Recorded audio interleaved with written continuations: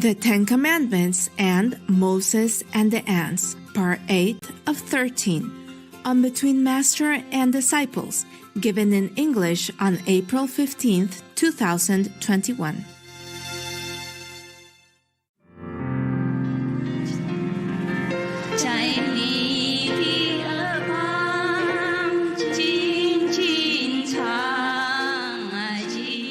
Yeah, any more?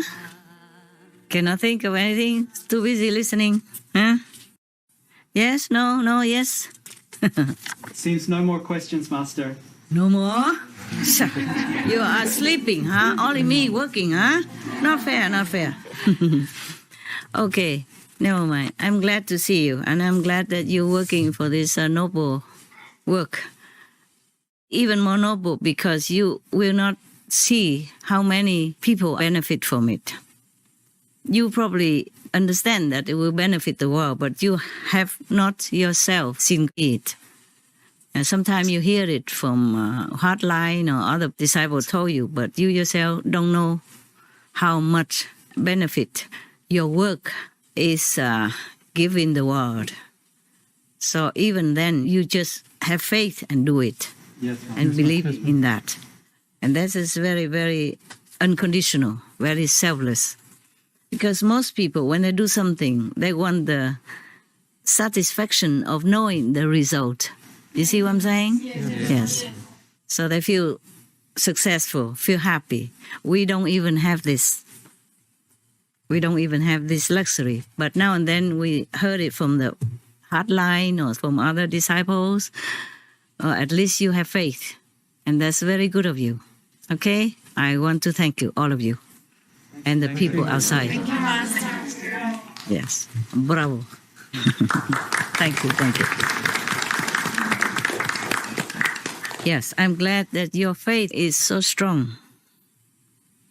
And your selfless heart is also very strong. So that even though you don't see the result, you don't have the luxury of experiencing the outcome of your noble work, but you still continue doing it, believing that goodness will bring goodness, and your work, because of goodness, it will bring goodness to the world.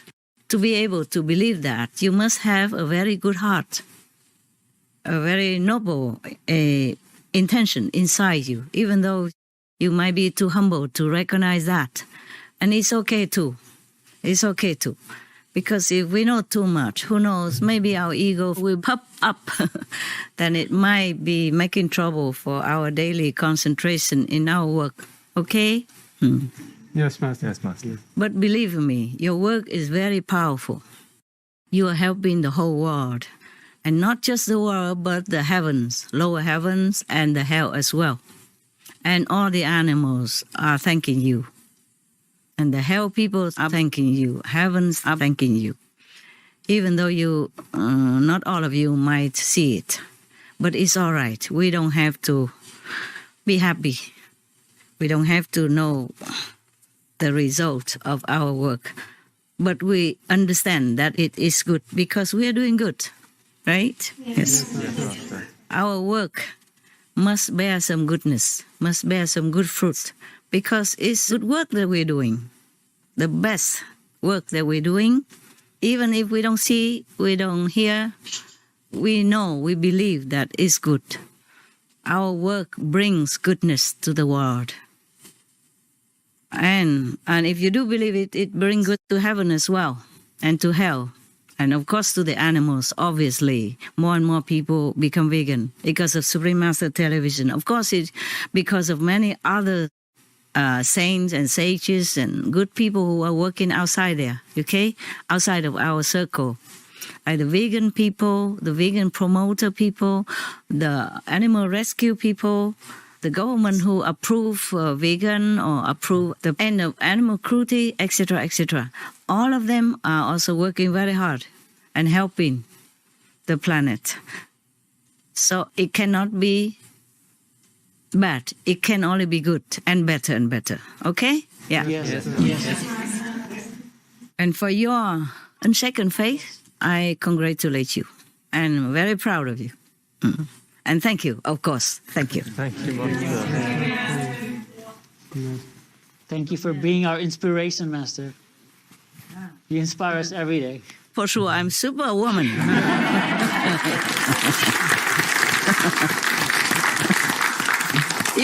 If you see my table, my desk, full of wires, all different colors, different kinds, then you know for sure I'm superwoman.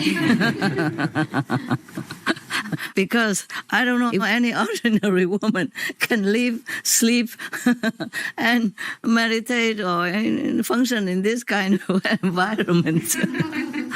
Except for you guys. You are, I say, machine geek, yeah? Computer geek. You love computer. You love anything machine. Yeah, I'm a woman. I don't love it. I'm a poet, actually, at heart. Yes, Master, you are. Yeah, I love to make songs. I love to write poetry. I love to take photographs of beautiful things. I'm softer than my man, and now I have to be tough. Do all these kind of things. To you, maybe it's nothing, but for me, it's really a big, big job to connect all these wires. It's a lot, Master. It's a lot. Even it's a lot for you? It's a lot for you, Master. It is for me. Too much. I confess, I'm not saying I'm that tough, that this is a piece of cake. No, it's not. I can't believe I did all this, connecting this and that and others together and making it function. Yeah, I could even talk to you.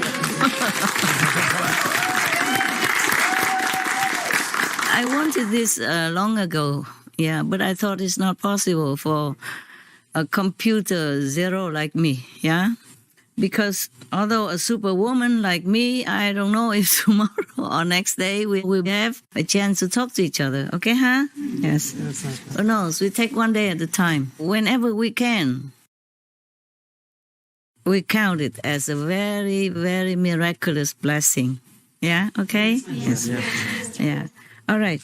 Okay. If you don't have any more questions, then I will tell you about another story. You want that? Yes, please. Thank you, Master. Okay, you want to hear about Satan, or you want to hear about Moses and the ants? Moses and the ants. Moses, good. We just talked about him, right? So we continue this way. Yes. This is the first book. And the stories in this book are simple and easy to listen to, easy to digest. So that's why I started with it. You know, in the second and third book, it'll be more sophisticated, deeper spiritually. Okay? I just remember vaguely like that. I can't remember all the stories in there. Okay, so now Moses and the ants. Originally, I didn't choose it. I didn't choose this one. I thought it's too short and it's not much. But by the way, I saw it today.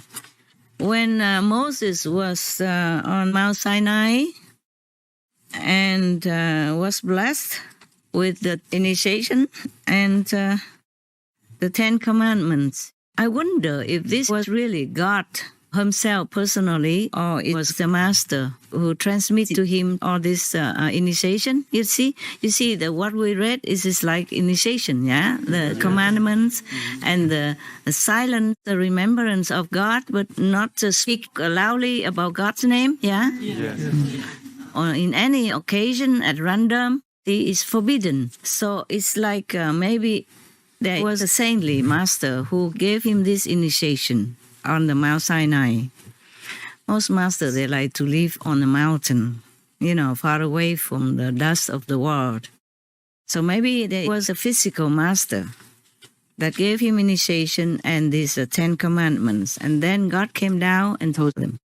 Concerning the bush with the fire, maybe the master sat under the tree, surrounded by the cooling bushes, yeah, and trees and plants. And the fire is the light from the master that emits from his being or her being. You understand now? Yes, Master. And then normally, like in India, the people look upon the master as God personified. Just like many of your brother and sister also address me thus. Remember? Yeah?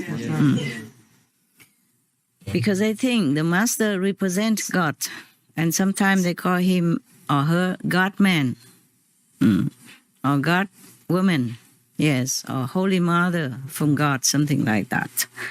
So I guess that Moses was on the Mount Sinai having the master's initiation, yeah? And of course he could see God through the initiation, through the light and the sound of God, of the music and light of heavens.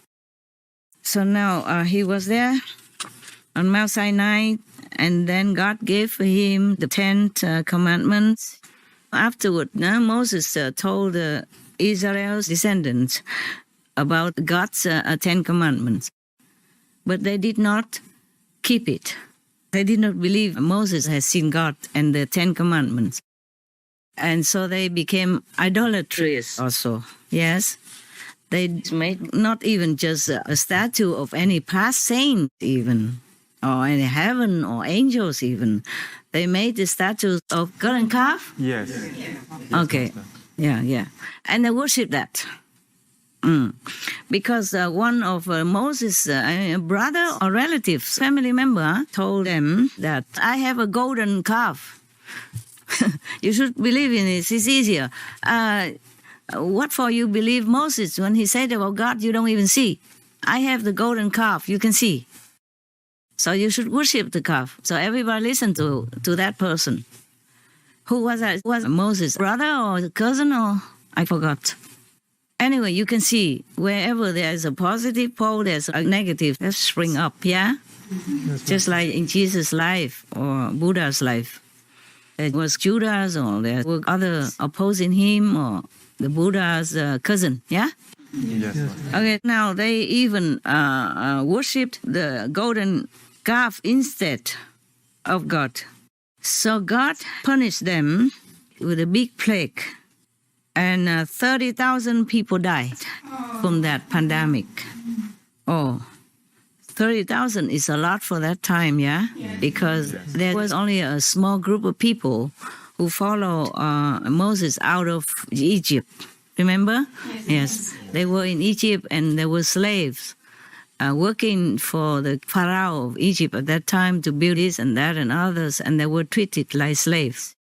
Yeah, they were even forbidden to openly worship God in their own religion. They went out of Egypt, and it's not like a big group. So 30,000 people died from the pandemic. That is a very big number for them. You understand? You can imagine, right? Okay. Yes. It's not just that they worshipped the golden calf. They also sinned against the 10 commandments. You see, because God said don't kill, don't steal and all that. But they probably did all that because they ate meat. And instead of eating the vegan diet that God has told Moses to do, that is sinning more together with the worshipping of the, the statue of the calf. That is the sinning. Very, very sinful. The eating of the meat. That's why in the Bible it says meat for the belly and belly for the meat, and God shall destroy both meat and them. Just like one time they asked God to give them, they say, you gave our ancestor manna, cannot you give meat as well? So God rained down meat for them to eat, and God destroyed them all. You see that? Yes, Master. Yes, Master. So it's a precept, it's a commandment that they also sin against God's will, against God's rules. Not just the worshiping of the calf only, because they went the wrong way. They don't worship God, they don't keep God's commandments, they just worship the calf, and then they think the calf will help them, bless them, so they could do anything they wanted. And they sinned further down, eating meat and killing and all that. That's why God punished them by the plague, by the pandemic. 无上师是你，因了觉，我们是。